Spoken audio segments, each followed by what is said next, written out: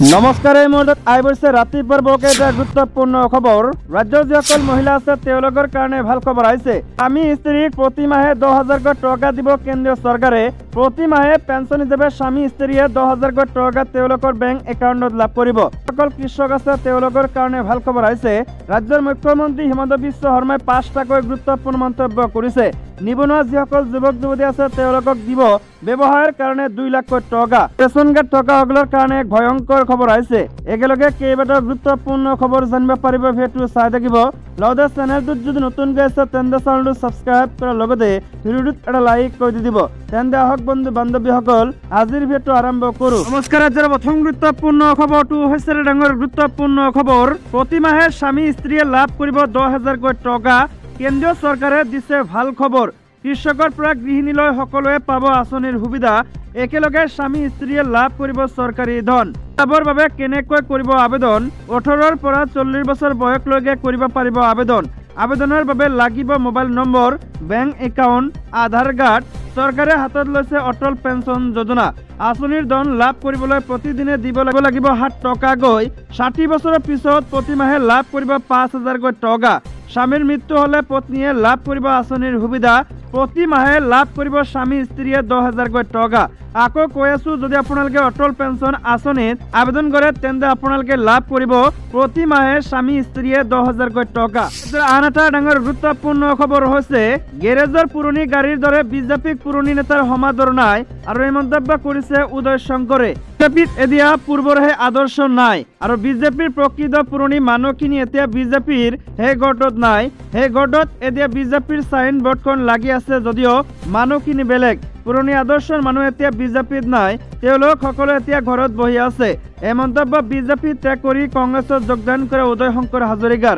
বাৰে গুৱাহাটীৰ ৰাজীৱ ভৱনত বিজেপিৰ হৈ লখিমপুৰ লোকসভা সমষ্টিৰ পৰা তিনিবাৰকৈ প্ৰতিদ্বন্দ্বিতা আগবঢ়োৱা দলটোৰ জ্যেষ্ঠ নেতা উদয় শংকৰ হাজৰিকাই আনুষ্ঠানিকভাৱে কংগ্ৰেছ দলত যোগদান কৰে।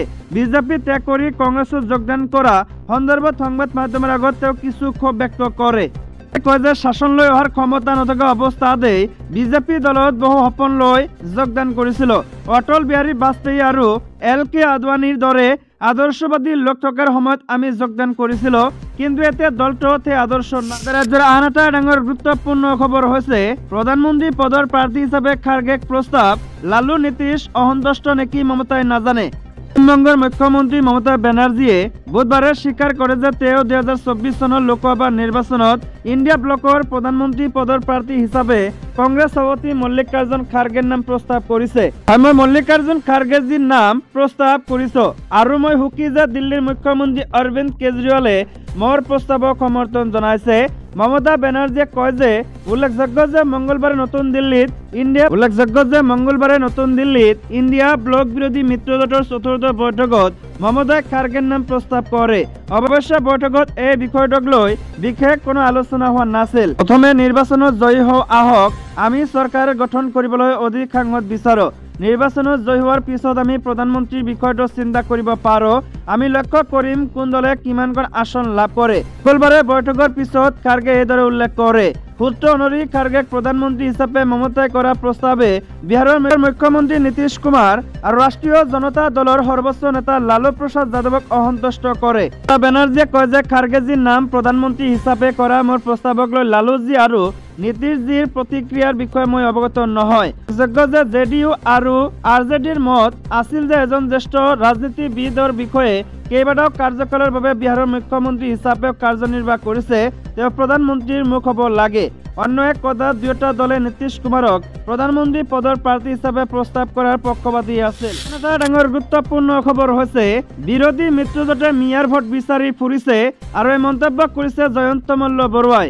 যুৱ মৰ্চাৰ উদ্যোগত তিতাবৰ দেৱকুমাৰ বৰা প্ৰেক্ষাগৃহত অনুষ্ঠিত যুৱ সমাৰোহত অংশগ্ৰহণ কৰে মন্ত্ৰী জয়ন্ত মল্ল বৰুৱাই।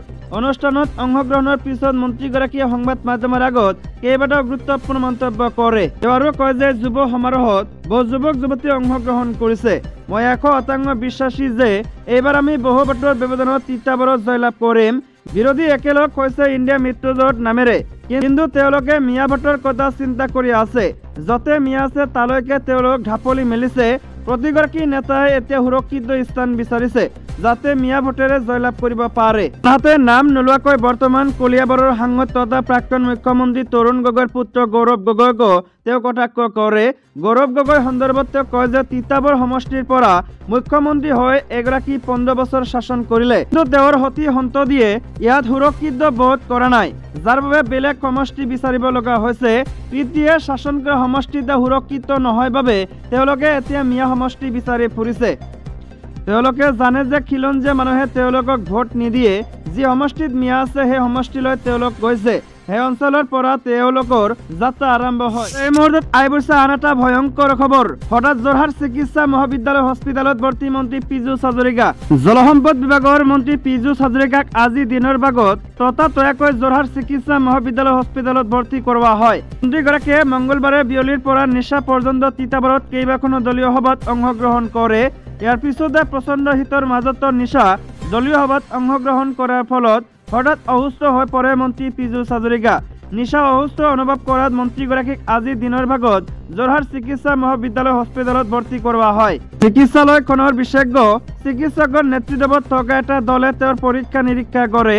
বৰ্তমান মন্ত্ৰীগৰাকী সুস্থ যদিও তেওঁক কিছু জিৰণিৰ প্ৰয়োজন বুলি যোৰহাট চিকিৎসা মহাবিদ্যালয় হস্পিতালৰ অধীক্ষক ডক্টৰ পূৰ্ণিমা বৰুৱাই উল্লেখ কৰে।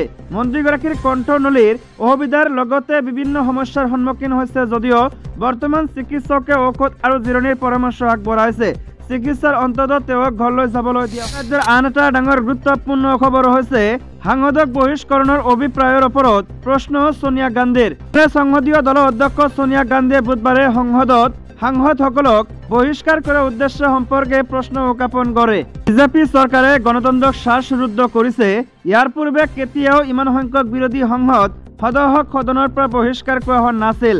কেৱল এক সম্পূৰ্ণ যুক্তিসংগত আৰু বৈধ দাবী উত্থাপন কৰাৰ বাবে তেওঁ আৰু কয় যে সোনিয়া গান্ধীয়ে লগতে কয় যে বিৰোধী সাংসদসকলে কেৱল নিৰাপত্তা উলংঘনৰ বিষয়টোত সংসদত বৈধ দাবী কৰি আছিল। প্ৰাক্তন মুৰব্বীগৰাকীয়ে দলটোক অহা বছৰৰ সাধাৰণ নিৰ্বাচনৰ প্ৰস্তুতিৰ প্ৰয়োজনীয়তাৰ ওপৰত গুৰুত্ব আৰোপ কৰে। শেহতীয়া বিধানসভা নিৰ্বাচনৰ ফলাফলৰ পিছত দলৰ নেতাসকলে অধিক প্ৰচেষ্টা কৰিব লাগিব বুলি তেওঁ উল্লেখ কৰে। ৰাজস্থান, মধ্যপ্ৰদেশ আৰু ছত্তীশগড়ত এই ফলাফলসমূহ অতি হতাশাজনক বুলি উল্লেখ কৰি তেওঁ কয় যে নেতাসকলক অহা বছৰ সাধাৰণ নিৰ্বাচনত নতুন উদ্যমেৰে কাম কৰিবলৈ আহ্বান জনাইছে। আন এটা ডাঙৰ গুৰুত্বপূৰ্ণ খবৰ হৈছে গ্ৰাহকক চাউল বিতৰণ বন্ধ কৰিব সুলভ মূল্যৰ ব্যৱসায়ীয়ে। চৰকাৰী সুলভ মূল্যৰ দোকানৰ এজেণ্টসকলৰ প্ৰতি ভাৰত চৰকাৰ তথা অসম চৰকাৰে নিম্নতম সা সুবিধা প্ৰদান নকৰাৰ প্ৰতিবাদত অহা 1 জানুৱাৰীৰ পৰা সুলভ মূল্যৰ চাউল উঠোৱা আৰু বিতৰণ বন্ধ ৰখাৰ যি সিদ্ধান্ত সদৌ ভাৰত সুলভ মূল্যৰ দোকানীৰ এজেণ্ট সন্থাই গ্ৰহণ কৰিছে, সেই সিদ্ধান্তৰ প্ৰতি পূৰ্ণ সমৰ্থন আগবঢ়াইছে যোৰহাট জিলাৰ সুলভ মূল্যৰ দোকানৰ এজেণ্টসকলে।